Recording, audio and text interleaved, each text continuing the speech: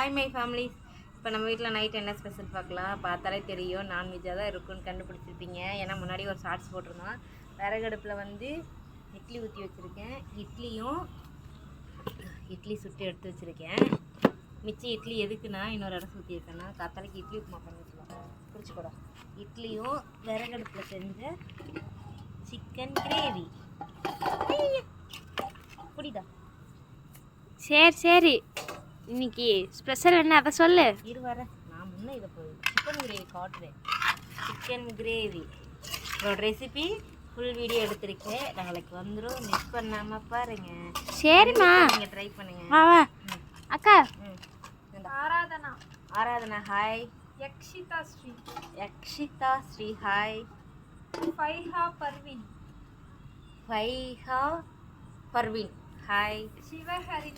சிவஹரிணி hi. Bhuvana hi.